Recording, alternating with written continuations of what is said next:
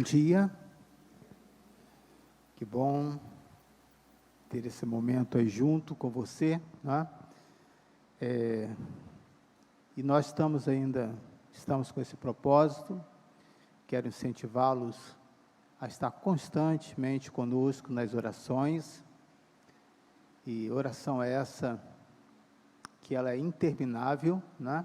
E que nós precisamos ter esse tempo orando em todo momento, orar sem cessar, pedindo aí a presença de Deus, pedindo que Deus esteja conosco. E assim como todas as nações, o Brasil, né, carece muito da graça, da bondade do Senhor, e nós sabemos que a única lei, a única justiça é quando a palavra de Deus ela é aplicada e ela faz assim a diferença, né? Então eu quero incentivar os irmãos a estar constantemente nesse tempo assim, de oração, de busca, pedindo que Deus aí esteja renovando, fortalecendo as nossas vidas. Hoje é um dia muito especial, um dia que vamos parar para, além da palavra, ter o momento da ceia, mas também queremos, nesse momento, refletir sobre alguns princípios bíblicos que poderão, assim, nos ajudar. Interessante que, no domingo passado, eu precisei fazer uma pequena viagem, eu não conseguiria estar bem aqui no domingo pela manhã, apesar de vir, mas eu tenho toda uma preparação para isso, né? Então, não gosto de chegar cansado, eu me organizo com bastante antecedência. Não foi possível, mas o diácono Vladimir trouxe aqui uma excelente mensagem, e aí eu pedi para que domingo à noite ele pudesse continuar. Então, hoje, pela manhã e à noite, eu vou estar falando sobre algo que Deus colocou assim no meu coração, e é importante, e eu gosto de compartilhar isso com os irmãos. Eu não sei se bate essa curiosidade, né? Mas como que surge a mensagem? É por aquilo que está acontecendo na sociedade? É a necessidade que a igreja está trazendo para o pastor, então ele traz uma mensagem para se consolar. Eu não sei se você tem essa curiosidade, né? Mas como eu observo muito, eu sempre observava duas coisas, né, na vida de um pastor. Como que surgia a mensagem, né, brotava no coração dele. Era uma mensagem repetida que ele pegava de tempo atrás, atualizava, e aí eu fui entendendo que Deus continua falando, né, até os dias de hoje. É verdade que há períodos que Deus traz uma mensagem que você já pregou, mas a rotina normal de um pastor constantemente uma mensagem nova, ainda que seja o mesmo texto, ainda que seja a mesma versão, Deus sempre vai trazer algo novo. Então, vamos fazer uma oração para que Deus possa trazer revelações novas para a nossa vida nessa manhã. Pai, eu quero nesse exato momento parar para orar, né? Orar pela nossa nação, orar por esses corações que estão tão agitados, pelas preocupações que são legítimas, pela responsabilidade que cada um de nós temos, de ensinar, de guardar, de proteger a nossa família, e lembrando que não tem ninguém mais responsável para fazer uma mudança do que a própria família. Aquilo que ensinarmos, aquilo que plantarmos, ninguém aí fora vai conseguir desconstruir isso.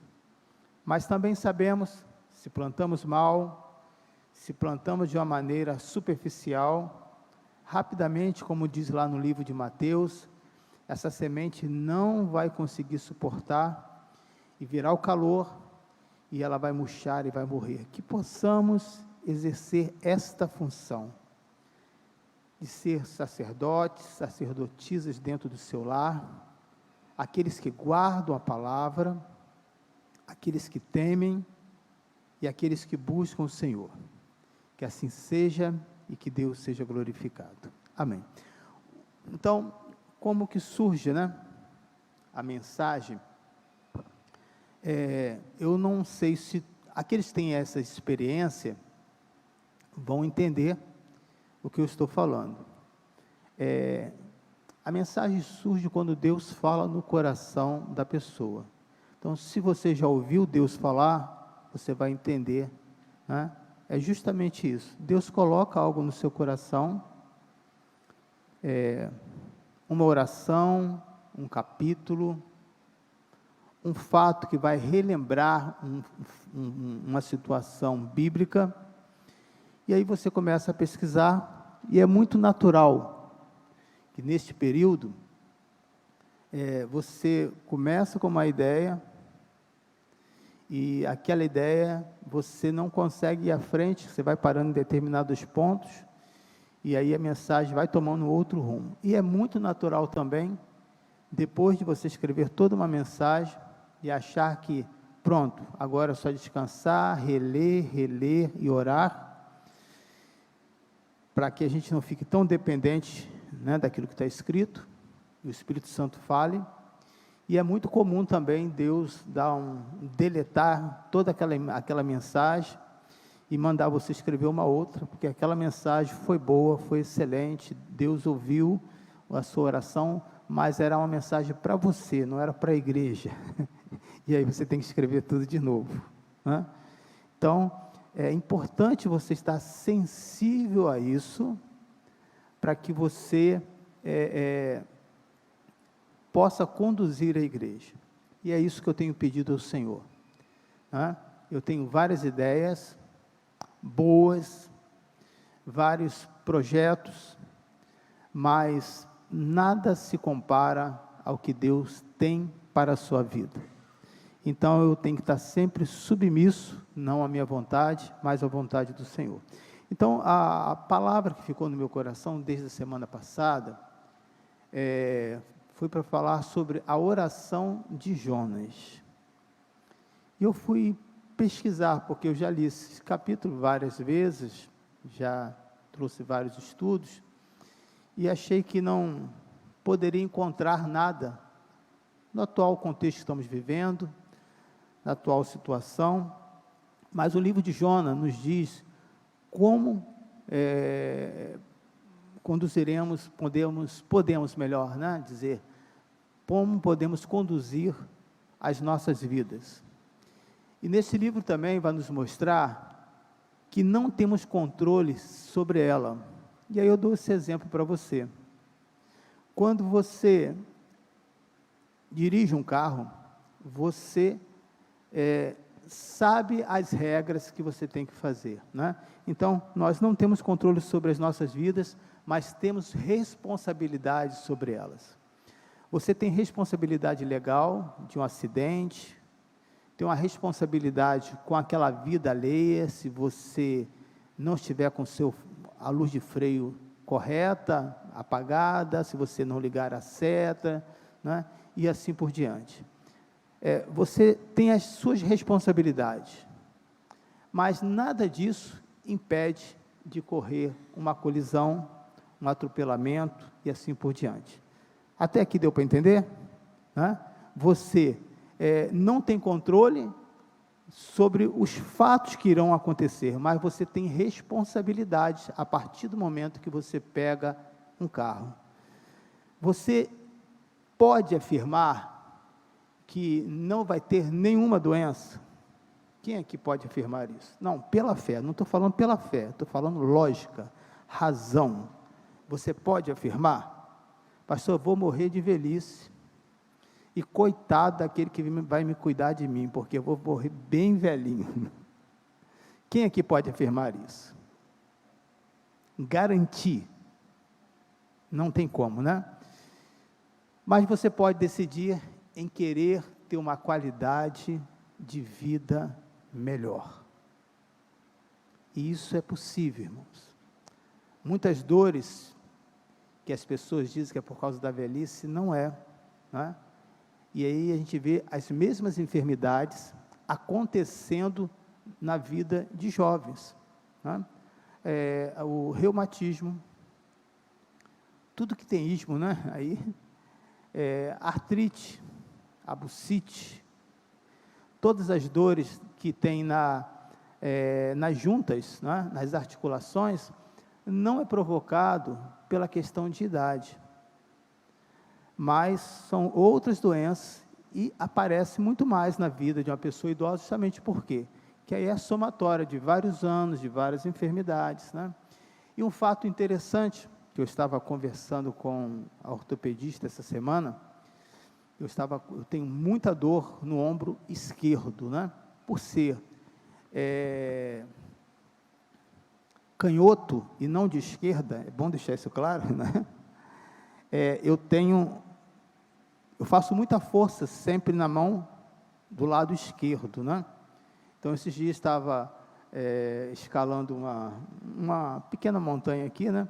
Aqui próximo, então eu puxo muito com a mão esquerda, né? E aí a ortopedista falou, essa dor é por isso, você tem que aprender a usar os dois lados. Mas eu falei, isso tem a ver com a velhice? Insistindo, né? E ela disse, não, né? Vou te ensinar uma coisa, Emilson. A dor sai quando você provoca uma outra dor. E aí eu vou explicar para você isso aqui. Quando você está sentindo um determinado tipo de dor, o que você quer fazer? Estou falando de articulações, tá bom? Você quer parar, né? Porque eu não posso movimentar esse braço, porque está doendo, então você para. E aquilo vai irradiando para o seu pescoço, para a cervical e tal. Então, ela estava me explicando. O que você precisa fazer? É movimentar, a dor que tira a dor, né? Então, quando você começa a movimentar, isso é óbvio, com a orientação do médico, ele vai te ensinar, esses movimentos vai lubrificando a sua articulação, e aquela dor vai saindo, e de fato isso acontece, né? Então, o que nós podemos ver? Com informação, com conhecimento, buscando os profissionais, e para isso nós temos o nosso projeto Coração Voluntário, para ajudar você a ter uma qualidade melhor de vida, né? E a Bíblia também, ela nos ensina isso. Ao conhecer a palavra de Deus, um crente pode morrer, correto? Sim ou não? Todos os crentes vão ser arrebatados? Não, não é? Morrem, a maioria deles morrem. Um crente pode adoecer? O que você acha? Estão em dúvida? Número 1, número 2, número 3, pode adoecer, não é? Mas nem por isso a palavra de Deus deixa de perder a validade, ela nos ensina. E um dos momentos que o país atravessa, uma das coisas que a Bíblia fala, está lá em Tiago, capítulo 5, diz, no momento de extrema ansiedade, você precisa falar, e falar muito, não é? Porque a ansiedade, isso é bíblico, tá, irmãos? Então, a Bíblia, ao conhecer a palavra, você não está impedido de ter ansiedade, mas você consegue ter uma qualidade de vida melhor quando você pratica a palavra de Deus, falando, né? Mas tem um ponto importante nesse falar, isso veio ao meu coração hoje, nessa manhã, tá? Você precisa falar com pessoas que conseguem suportar aquela situação, porque se você falar para uma pessoa que não consegue suportar aquela situação, você já não está bem, e aquela pessoa, como que ela vai ficar? Pior ainda, né? Então, vamos supor, se você, eu tive uma mãe que morreu de câncer, então, eu não fazia visita por um bom tempo, para nenhuma pessoa que tinha câncer, Porque quando chegava lá, em vez de trazer alegria e esperança, ou eu falava, a minha mãe passou por isso. E as pessoas perguntavam, e aí, ela ficou bem? Eu falei, não, ela morreu. E aí a pessoa ficava pior. Ou então eu já chegava chorando. Então a minha visita, apesar dessas pessoas quererem, não eram bem-vindas. Porque, na verdade, eu não estava bem para isso. Então, isso é importante você entender sobre isso, tá? Por que eu estou dizendo isso para você? Porque eu também estou antenado nas redes sociais, e eu vejo que as pessoas postam no grupo dos homens, no grupo das mulheres, no grupo dos diáconos, né? Então, aquela pessoa que está do outro lado lá, pode já não estar aguentando mais toda essa pressão, toda essa situação que nós estamos vivendo. Então, aquela mensagem que você acha que foi boa para você, pode ser uma bomba para aquela pessoa. Então, presta bem atenção nisso, né? A Bíblia fala sobre a ansiedade, sobre o poder falar, mas você precisa procurar, ou pelo menos, perguntar a essa pessoa, posso conversar com você sobre isso? Há poucos dias, eu estava falando com uma pessoa, e ela disse, pastor, eu quero te pedir uma coisa, eu não aguento entrar nesse assunto, mas não aguento, e eu entendi que aquela pessoa tinha um limite.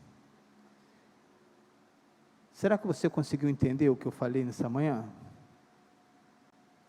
Será que você conseguiu captar a minha mensagem? Abra o seu coração, e você tem a liberdade de fazer isso na igreja, mas nós temos que respeitar o limite do outro. Pergunta se aquele outro, né, tem condições para ouvir o que você vai falar. Então, Jonas vai fazer essa oração aqui, no capítulo 4, Jonas capítulo 4, eu vou estar nesses quatro capítulos, né, pulando lá e cá, mas no versículo 2, foi apenas isso que Deus falou no meu coração.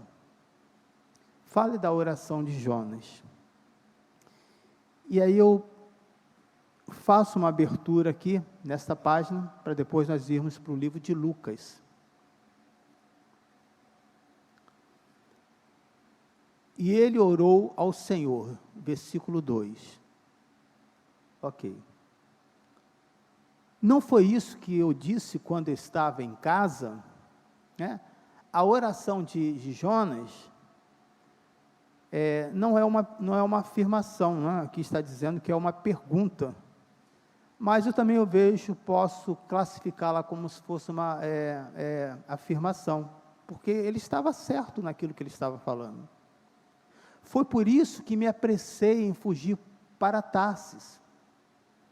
Eu sabia que tu és Deus misericordioso, compassivo. Vamos ver quantos atributos Deus tem. Muito o quê? Paciente. Qual é o outro atributo de Deus? Cheio de amor. E agora? E que promete castigar, mas depois se arrepende. Dentro do nosso, pode deixar nesse capítulo aí, por favor, dentro do nosso conceito humano, quando um pai fala que vai castigar o seu filho e não castiga, o que acontece? Ele perde a moral, o filho passa a não acreditar nele. Então Jonas está nesta posição aqui. Você falou algo para mim, olha aí, por isso não estava querendo ir. Veja a responsabilidade que nós temos com as nossas palavras. E como sair desse emaranhado aqui? É simples. A justiça de Deus não é igual à nossa. A ira de Deus não é igual à nossa. O amor de Deus não é igual ao nosso. Essa é a grande realidade. Então, nós podemos entender que nós não podemos querer que Deus haja baseado naquilo que nós sentimos, porque é muito raso, diante de toda a profundidade, tanto o conhecimento de Deus. E ele começa com a oração. Agora, Senhor, tira a vida, eu imploro. Ele faz um pedido? Não. Ele está colocando Deus na parede. Não é se o Senhor quiser. Talvez, quando, não, eu imploro, é para agora. É nesse exato momento. Porque para mim é o quê? Melhor morrer do que viver. Você já passou por situações ruins, de dor na sua vida, em que você fala, cara, é melhor que eu morra, porque eu não vou aguentar isso. De depressão, de tristeza profunda, de você sentir o seu peito doendo, de tanta dor, e você diz, eu não vou aguentar isso. E aí, quando você vê essa oração, nós só conseguimos entender quando passamos por esse momento. Quantos aqui têm filhos? Uma boa parte, não é? Mas quantos aqui já perderam um filho ou uma filha? Tem alguém aqui? A Letícia está levantando a mão, já perdeu um filho ou filha? Não. Quantos aqui já perderam? Então a gente não tem a noção do que é perder um filho. Mas quando nós passamos por, sabemos a dor que não deve ser fácil, é óbvio, mas quando passamos por situações parecidas, em momento de muita angústia, nós conseguimos entender essa oração de Jonas. Eu imploro, tire a minha vida, porque é melhor do que viver. Esse registro não está incentivando ninguém a se suicidar, a se matar, mas está mostrando a dor, o sofrimento de uma pessoa que é tão grande, e enquanto você viver, você terá esse sentimento, mas há um escape, quando nós começamos a orar, e clamar ao Senhor. Você pode glorificar a Deus, se você necessita desse escape como eu. Um outro ponto, que não está registrado aqui no livro de Jonas, fala sobre angústia também, essa dor no peito, essa tristeza, ela não sai com assim a morte, mas ela sai quando você chora, A angústia você tem que chorar muito, e aí tem um registro lá no livro de 1º ou 2º Reis, 1º ou 2º Reis, aonde os valentes de assim Davi choraram até não ter mais forças, E tem outros registros, mas o que eu só estou lembrando é esse agora.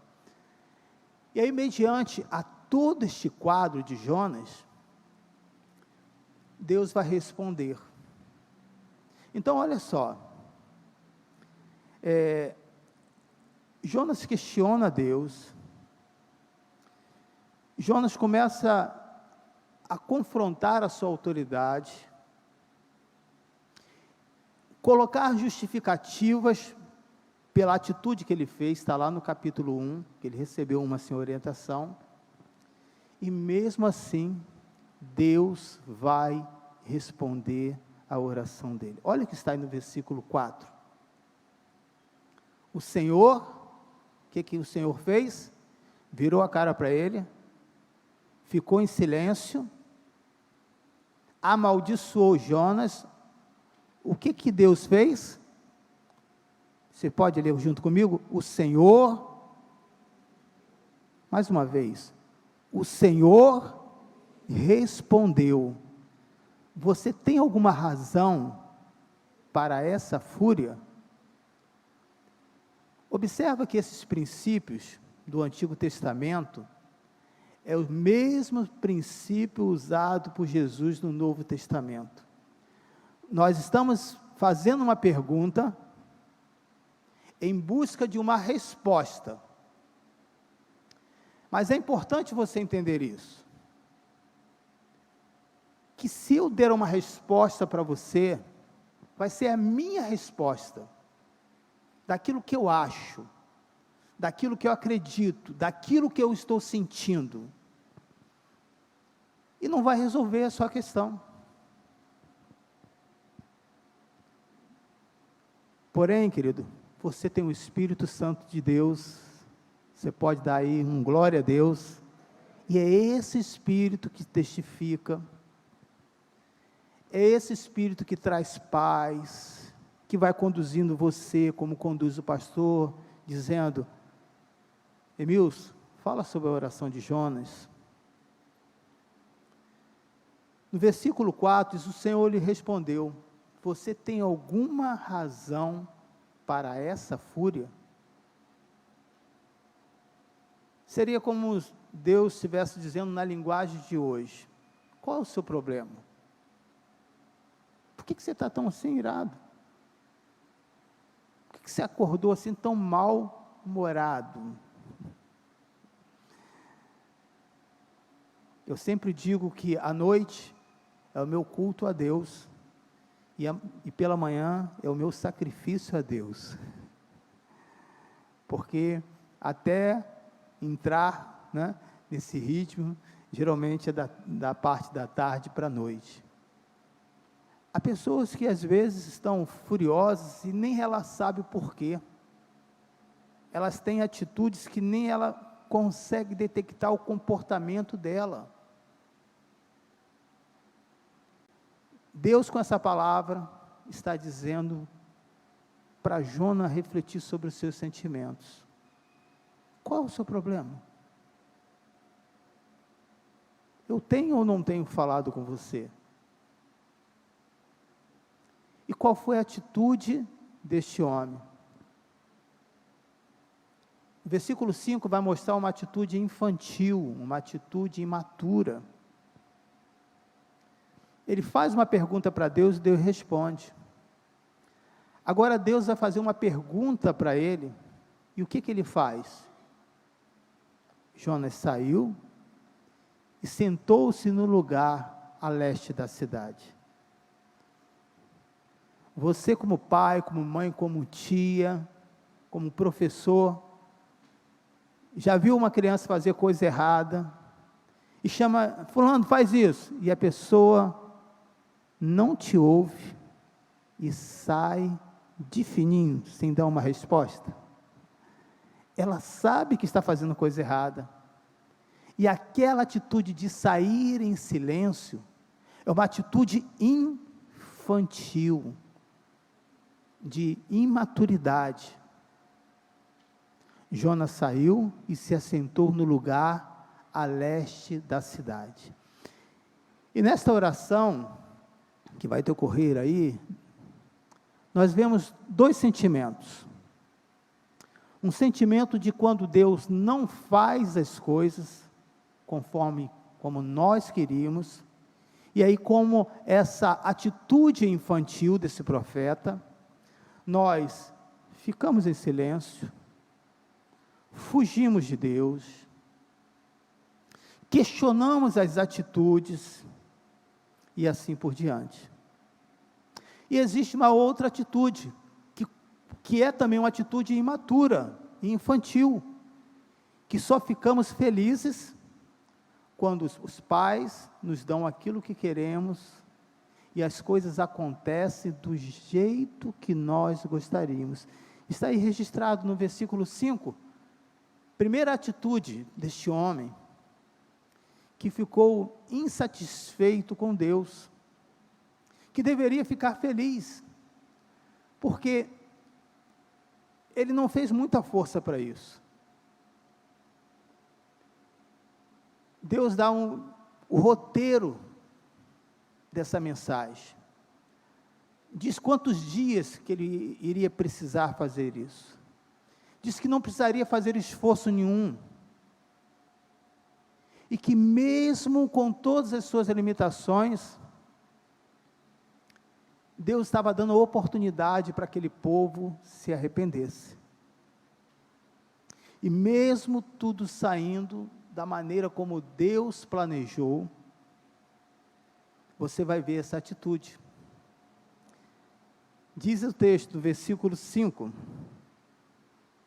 Jonas saiu e sentou-se no lugar a leste da cidade.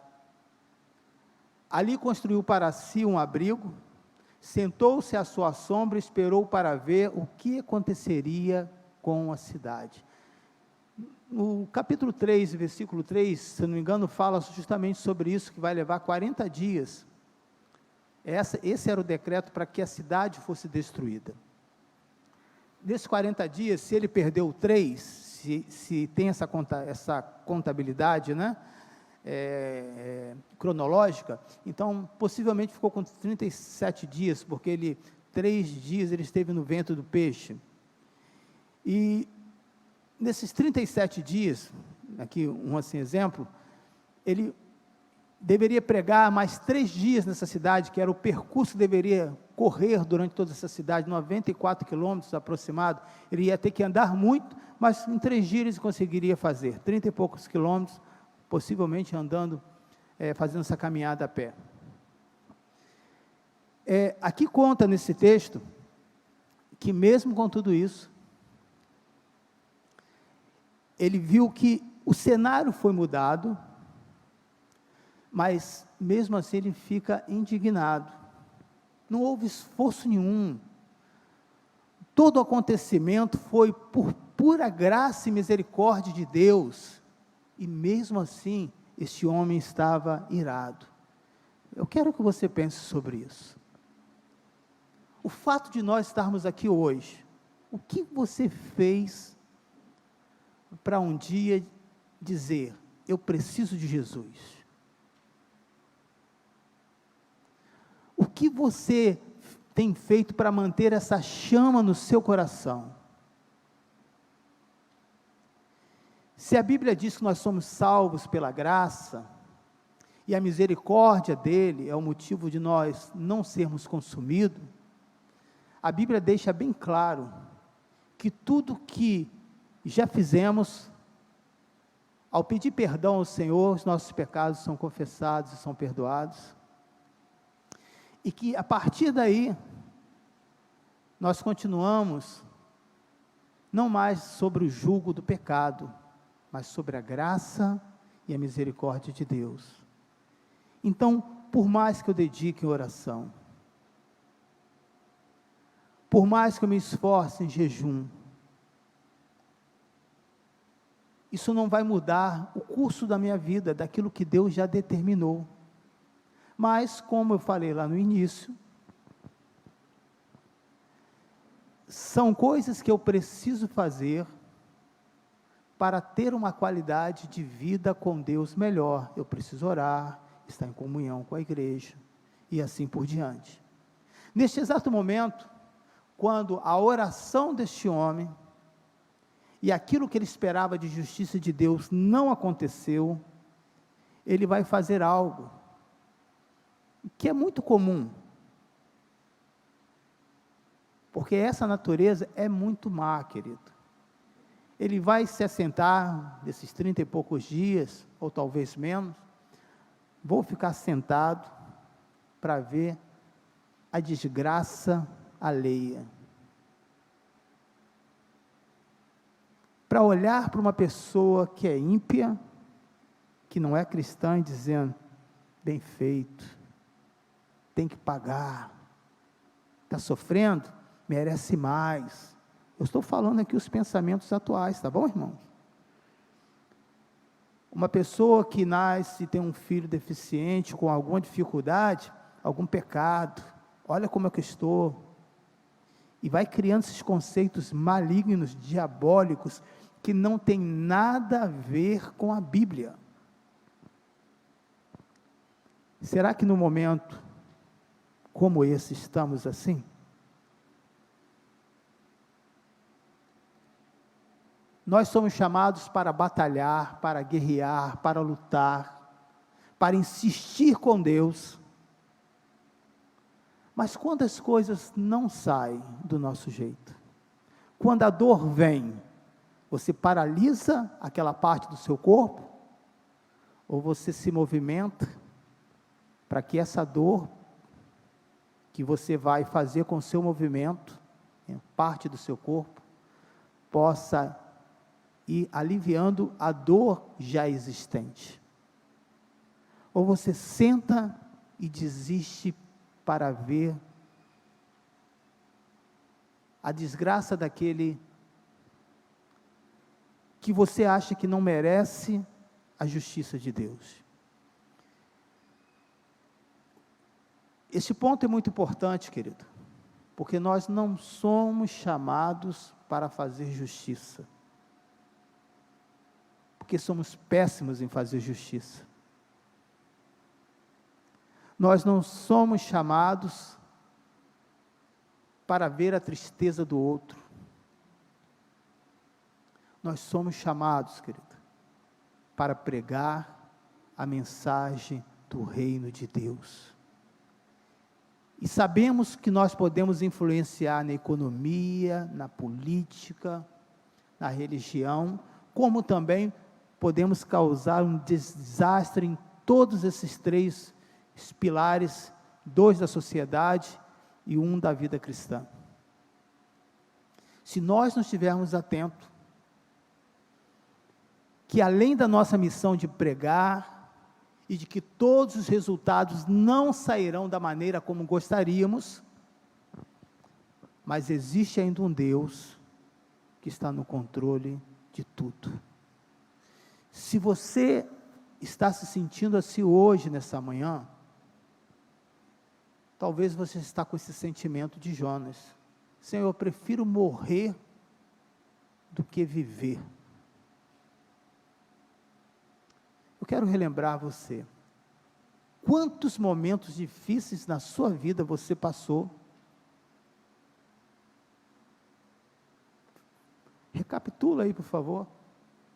Momentos que você falou, não vai dar, que você não quis acordar no outro dia, você não verbalizou, mas o não querer acordar no outro dia, você sabe o que significa? Alguém aqui sabe? O que a Bíblia fala desse sono, né? A Bíblia se refere a esse sono como morte. Você não teve a coragem que Jonas teve. Mas quantos momentos da nossa vida, querido, e não vão deixar de existir. Lembre-se, você não tem controle sobre a sua vida, você não tem controle sobre a igreja do Senhor, você não tem controle sobre tudo que Deus está fazendo no continente, você não tem controle sobre nada, sobre as nações, mas você tem responsabilidades.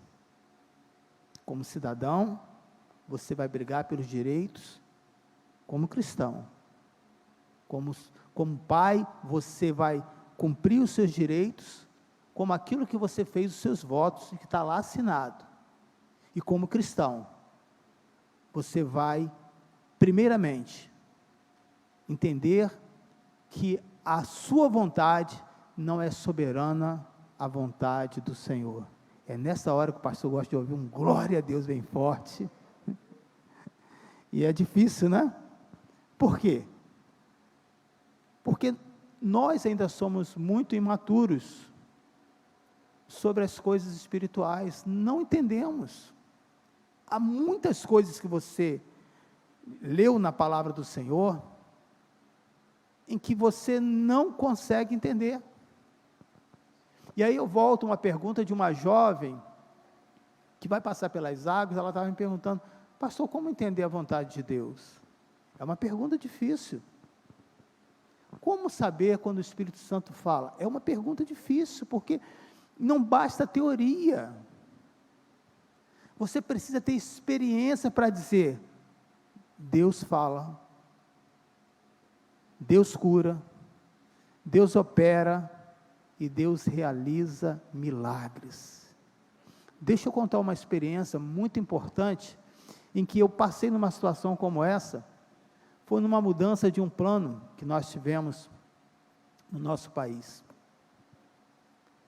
Trabalhando na representação de venda, o mercado parou. Só que eu tinha valores altíssimos para pagar a empresa e aquelas pessoas não me pagaram. Por quê? Uma vez que a pessoa está sem dinheiro, entre pagar o seu fornecedor e sobreviver, o que você acha que ela vai fazer? E foi uma quebradeira. Eu acompanhei alguns empresários em que eu fornecia, que não fez essa oração, ele praticou essa atitude de Jonas. Eu não prefiro morrer, eu vou morrer, e decidiram por isso e fizeram. Foi um tempo muito difícil. Mas hoje eu estou aqui vivo. O país sofreu, e as classes mais pobres é que sempre sofre e paga essa conta, é verdade. Por isso Jesus veio para os pobres e para os órfãos. Se existe esperança nessa sociedade, ainda é essa luz que é a igreja de Cristo. Se você, querido, se assentar e dizer, estamos derrotados por causa de uma eleição, por causa de um plano econômico, por causa de uma enfermidade, você ainda não entendeu a vontade de Deus. Todos nós, querido. Se você não passou por isso ainda, é porque você é muito jovem, mas eu posso afirmar que você vai passar por essa situação. Porque a vida não é boa, é dor, é sofrimento. E diz aqui que Jonas ficou sentado à sombra, esperou para ver o que vai acontecer. Nós, como cristãos, não somos chamados para ver o que vai acontecer a partir de janeiro, nesse país. Mas o que já está acontecendo quando você está orando, quando você está intercedendo, clamando. Nós sabemos que a nossa nação, durante muitos anos, tem sido prisioneira de corrupção, de malandragem, de mentira. Não só essa nação, como em todo o mundo. E o que aconteceu nos lugares que a igreja fez essa posição aqui, se assentou e parou? Eu lembro da irmã que está sentada ali, não é, que me falou sobre a Itália, não é? Há um tempo atrás, e contando o relato do que está acontecendo. Aconteceu lá na Itália, um dos lugares de maiores avivamentos.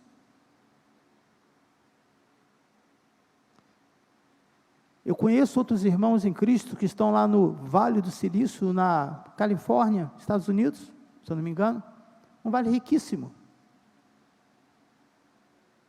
E as pessoas estão com tudo, com toda a riqueza, com o melhor desse mundo naquele lugar, mas vai ver a cidade, a miséria, a violência, a insegurança. Então, irmãos, a questão não é o plano econômico, a responsabilidade estava na mão de Jonas, está na mão está na mão da igreja, que somos nós.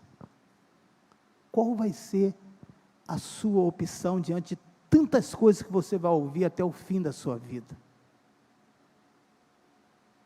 Você vai ficar sentado, disputando, brigando por política, ou você vai se levantar como um sacerdote, uma sacerdotisa do Deus vivo, e dizer, enquanto eu tiver boca, eu vou gritar. Enquanto eu tiver essa palavra no meu coração, eu vou clamar ao Senhor, e não vou ficar prostrado, dizendo, Deus, se o senhor quiser, então destrua. Já que não adianta mesmo, então deixa acontecer, não. Não era isso que Deus estava dizendo para o profeta. E essa situação tem muito a ver conosco. E existe outro ponto, quando no versículo 6, é o momento que mais nós gostamos. Achamos que só tem esse lado, né? Então o Senhor, Jonas capítulo 4, versículo 6. Então o Senhor Deus fez crescer uma planta sobre Jonas para dar sombra à sua cabeça e livrá-lo do calor. E Jonas ficou o quê? Jonas estava furioso nessa hora? Aborrecido. Para que essa planta? O que ele fez? O que diz aí? Jonas ficou muito alegre. Há cristãos que acham que Deus vai estar suprindo a sua necessidade todo o tempo. Não vai, irmãos. Você está sendo muito imaturo. E se você pensa assim, é desse jeito que você vai estar ensinando os seus filhos. E eles serão pessoas que reclamam, pessoas que vão ficar furiosas por qualquer coisa, porque o seu ensinamento não foi o suficiente, não foi bíblico. Foi um sentimento de pai, de mãe. Não, eu passei por essa dificuldade de escassez, não quero que meu filho passe. Você já parou para pensar que foi essa dificuldade, essa escassez, que fez que você se tornasse esse homem, essa mulher, guerreira, forte, renovada, cheia do Espírito Santo de Deus? A falta, ela é importante na nossa vida.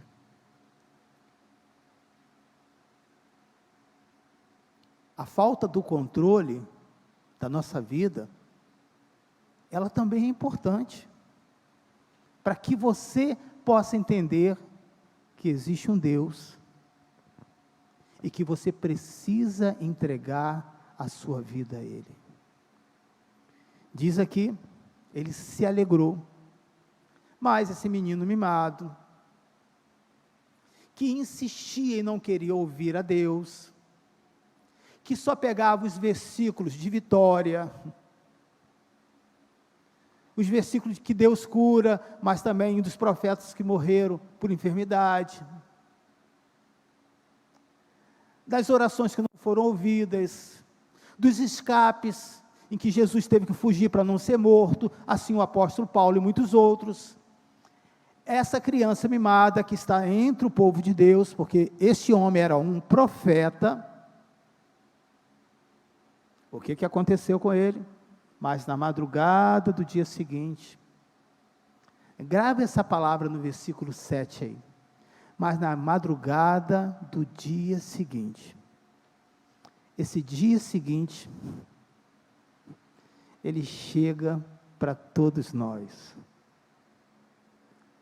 Aquele filho que te ama, um dia vai dizer para você: pai, mãe, eu te odeio. Aí você fica olhando, peraí, quem é esse ser aqui? É o mesmo que falava, eu nunca vou te deixar? É o mesmo. O dia seguinte, chega para todo mundo. Qual tem sido a sua reação em meio a isso? Você tem sido essa pessoa que está furiosa com Deus, e por isso você nem vem à igreja, está aí por trás dessa tela, quietinho? É a última mensagem que eu estou ouvindo. Não é não, querido. Assim como Jonas, Deus também tem chamado você, não para ficar sentado no sofá vendo uma mensagem, mas para se levantar e cumprir com a única missão que temos: pregar a palavra de Deus, pregar a mensagem do reino de Deus. Mas na madrugada do dia seguinte, Deus mandou uma lagarta atacar a planta, de modo que ela secou. Então, qual é a nossa concepção como cristãos? Que as coisas ruins são provocadas por Deus ou pelo diabo? O que você acha? Fala aí, gente. Pelo diabo, porque Deus é bom, e Deus é bom o tempo inteiro. Diz que essa praga foi enviada por Deus para comer a planta que Ele mesmo criou, para dar uma lição para o seu profeta. As coisas ruins, querida, irmãos e irmãs, que são enviados, e nós que estamos entre as pessoas que não são cristãs, sofremos pela consequência deles, óbvio, mas nós como cristãos, as coisas ruins não podem ser enviadas por Satanás para as nossas vidas, porque há sobre agora o seu coração, um nome escrito assim, propriedade do Deus Altíssimo, aleluia! Mas elas não vão deixar de ser enviadas, e serão enviadas agora, por aquele que sabe fazer justiça, mas com um único propósito, de ensinar e trazer crescimento para a sua igreja. Ao nascer do sol, Deus trouxe um vento oriente muito quente, e o sol bateu na cabeça de Jonas, a ponto dele quase desanimar com isso. Ele desejou novamente o quê? Eu quero morrer. Para mim seria melhor morrer do que viver. E novamente, esse Deus de compaixão e de misericórdia vai fazer este profeta refletir. Você tem alguma razão, no versículo 9, para estar tão furioso por causa da planta? Respondeu ele, sim, tenho. Aqui tem um ponto importante, que Deus não precisa da sua exaltação, Deus não precisa de você dizer palavras bondosas para Ele, porque Ele já conhece o seu coração. Então, se você está irado ou chateado com Deus, é bom que você fale, porque aquilo que você não coloca para fora, ele vai sair de uma outra maneira, porque é uma lei natural, tudo que entra, tem que sair. E de que maneira vai sair? Vai sair em forma de enfermidade. Presta atenção neste fato. Ele diz, sim, tenho. Deus não queimou, não matou este homem. E disse, eu estou furioso, a ponto de querer morrer. Qual é o problema? A vida de quem? Novamente, versículo 10, ele diz, mas o Senhor lhe disse, você tem pena dessa planta, embora não a tenha podado, nem a tenha feito crescer? Ela nasceu numa noite, e numa noite morreu. Contudo, Nínive tem mais de 120 mil pessoas, que não sabem distinguir a mão direita da esquerda, além de muitos rebanhos. Não deveria eu ter pena dessa grande cidade? Irmãos, o nosso compromisso e a nossa missão é pregar a palavra de Deus. Nós não entendemos o que é ter compaixão, temos muita dificuldade, a não ser quando passamos por situações parecidas. Mas Deus não precisa de passar por isso. Você não precisa passar por situações ruins, para que você possa ter um comportamento ao qual Deus chamou você. Não é hora de nós ficarmos sentados. Não é hora de você dizer, Deus não ouviu a nossa oração. Não é hora de você pensar, Deus não está cumprindo todas as promessas que Ele falou para o nosso país. Não é hora disso. Não é hora de você ver as previsões que não são boas para o ano de 2023. Porque vai sobrar para nós. Mas é hora de fazer aquilo que Deus nos chamou. Se levantar e continuar orando. É só o que nós podemos fazer. Até que Ele, se assim quiser, possa fazer a justiça de tudo aquilo que é preciso na nossa vida e na vida do povo de Nínive. Que Deus abençoe a todos e que essa palavra possa ajudá-lo a continuar levantado de pé. Você pode curvar a sua cabeça enquanto vai estar passando a ceia. Senhor, nesse momento, eu quero pedir, primeiramente, te agradecer, Deus. Enquanto o ímpio não tem uma palavra que console, nós temos a palavra do Senhor. Eu quero, nesse exato momento, pedir por aqueles que estão com esse sentimento, aborrecidos, chateados, achando que nada no nosso país muda. A Bíblia nos mostra que até o momento de caos, de dificuldade, é um grande ensinamento para as nossas vidas.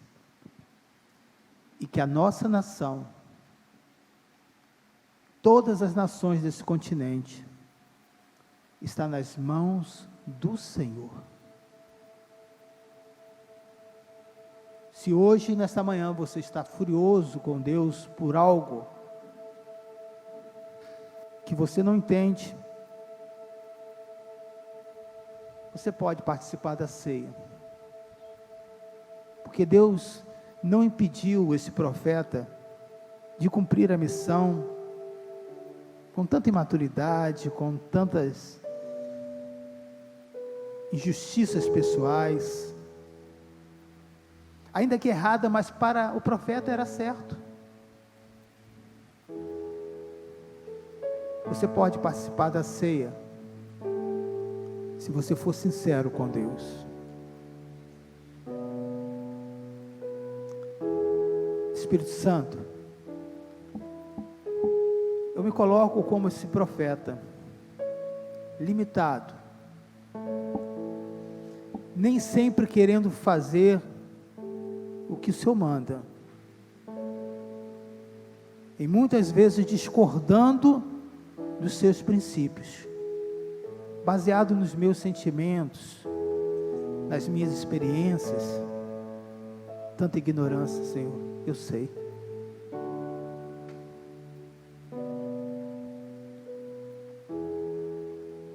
Mas além do meu coração, o Senhor conhece as minhas limitações, que são infinitamente incomparáveis diante da sua grandeza e do seu conhecimento. Há momentos, Senhor,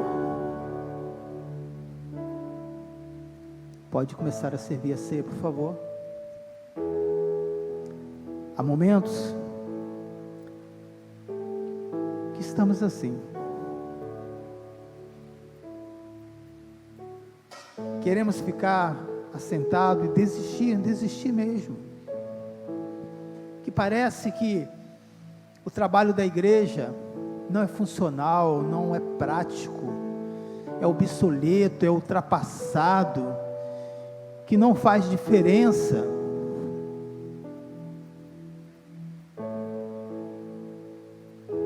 Mas quando vem um caos numa nação, para onde essas pessoas correm? É para a tua casa, Senhor. Porque eles sabem que ali vão encontrar abrigo e uma palavra de esperança.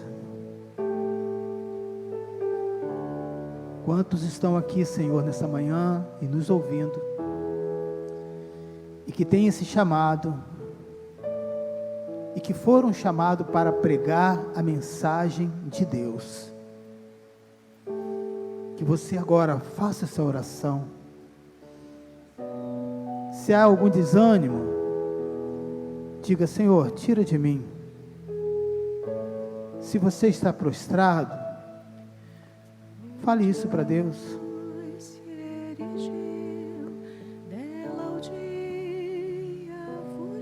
Ele está aqui nesse lugar.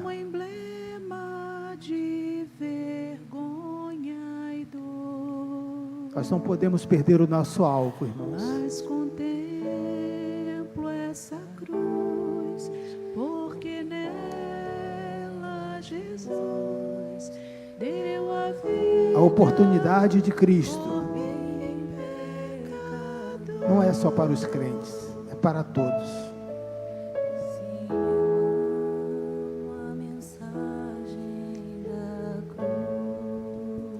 Deus não deseja salvar alguns.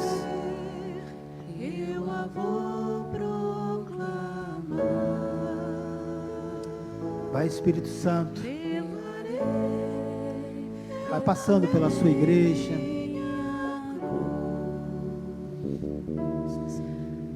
vai removendo do meio do seu povo tudo que possa te desanimar.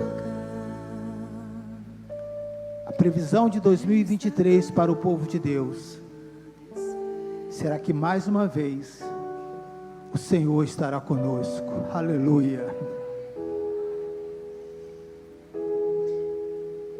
Que todo o sistema desse mundo vai passar. Se vai passar, mostra que eles são instáveis. Porém, a única coisa que vai permanecer será a palavra de Cristo. Você tem a palavra do Senhor. De cruz se erigiu, dela o dia fugiu, como emblema Aqui está o seu povo, Senhor. de vergonha e dor. Aqui está o seu povo. Mas contemplo essa cruz, porque nela Jesus deu a vida por Deus te chama. mim, pecador. Sim, eu amo a mensagem da cruz. Dela morrer, eu a vou proclamar. Levarei eu também minha cruz,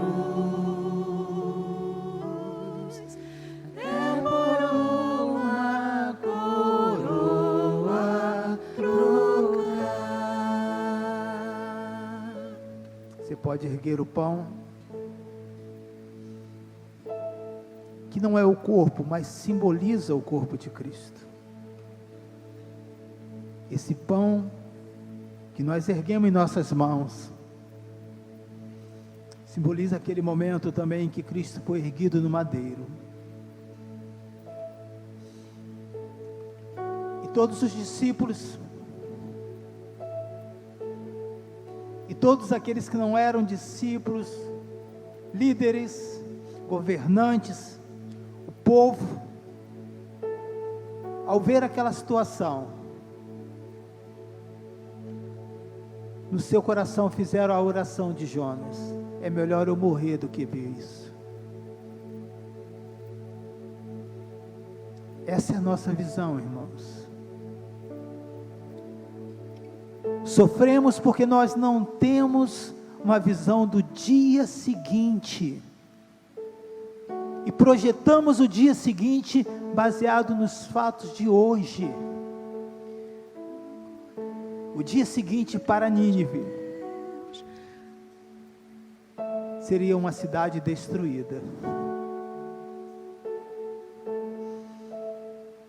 que mudou foi que a palavra do Senhor foi pregada. Aleluia! Você foi chamado para se levantar e pregar a palavra do Senhor. Se há esperança para essa nação, pregue a palavra do reino de Deus.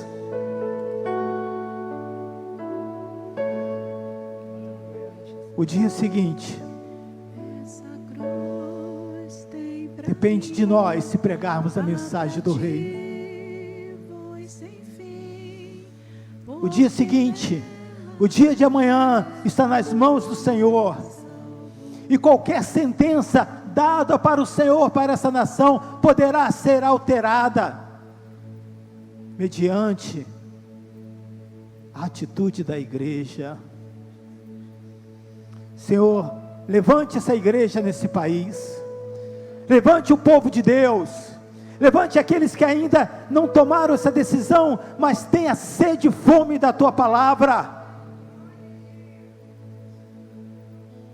e que possamos clamar. Senhor, não queremos ser escravo da mentira, não queremos também estar com os nossos olhos vendados, achando que é só vitória. Sabemos o que teremos pela frente, mas sabemos também quem está ao nosso lado, Jesus. Sabemos quem está ao nosso lado, o Espírito Santo nos conduzindo com a sua palavra. Sabemos que seremos consolados. Aquele povo não sabia o que iria acontecer no dia seguinte, mesmo o Senhor revelando. Mas ao terceiro dia, quando já não tinha mais esperança, quando não tinha mais nada a fazer pela ciência, pela medicina, pelas leis legais dos homens, essas leis foram quebradas com a palavra chamada milagre. No terceiro dia o Senhor ressuscitou.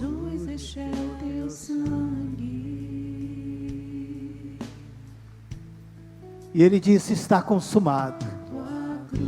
Ao erguer esse pão que você está nas suas mãos, agradeça a Deus e comamos todos juntos para agradecer ao Senhor, dizendo: obrigado por esse pão, Senhor. Está consumado. A sua palavra já foi liberada para o teu povo. Comamos todos juntos para a glória do Senhor.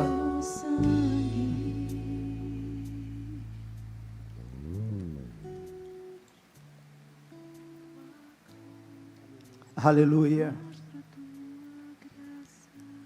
Aleluia. Se há gratidão no seu coração, louve ao Senhor. Se há alegria no seu coração, dê glórias ao Senhor, irmãos. Se essa paz está entrando no seu coração mediante, não a minha mensagem, mas a mensagem do reino, glorifica o Senhor. Obrigado, Senhor. E foi pelo teu sangue, foi pelo teu sangue, Senhor. Nada além do sangue, nada além do sangue de Jesus.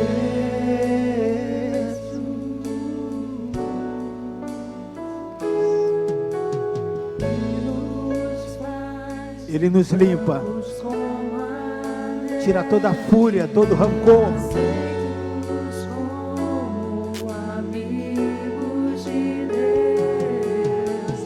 Nada além do sangue, nada além do sangue de Jesus.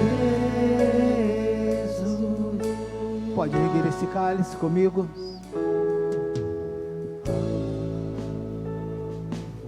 Você pode dizer: Senhor, não foi em vão esse sacrifício. Não foi em vão esse sacrifício. Esse sacrifício me mantém de pé hoje, Senhor. Se eu acredito que ainda há esperança para essa nação, é porque Jesus Cristo morreu por ela. Senhor morreu por ela, por todo o povo. Se o Senhor teve compaixão do povo de Nínive, terá compaixão também dessa igreja, com certeza. Terá compaixão de todo o povo que clama em todo o mundo, com certeza. Então eu te agradeço, que assim seja. Bebamos para a glória do Senhor Jesus.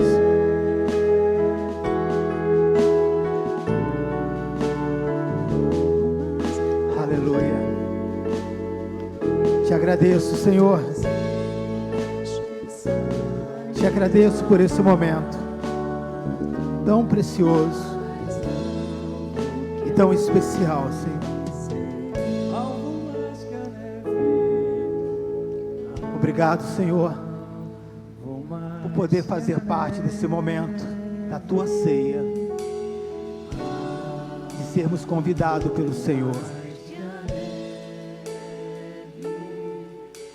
Se neste sangue lavado,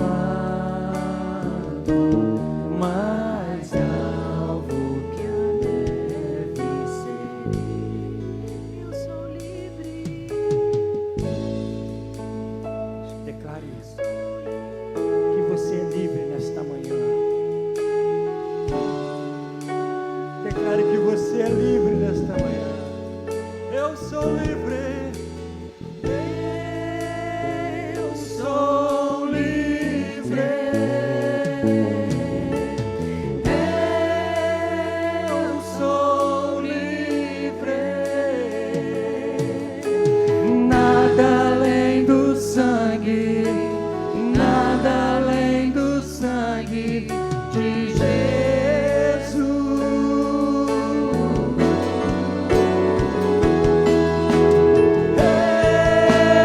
Eu sou livre. Eu sou livre. Nada além do sangue, nada além do sangue de Jesus. Declare mais uma vez, os sois livres. Eu sou livre. Eu sou livre. Nada além do sangue, nada além do sangue de Jesus. Alvo mais. Para a palavra do Senhor ministra ao nosso coração. Eu e você sairemos limpos de todo o pecado, de toda angústia, de tudo aquilo que nos aprisiona, Pai, no nome de Jesus Cristo. Obrigado, Senhor, pela Tua palavra liberada a nós nesta manhã. Alvo mais, alvo mais que a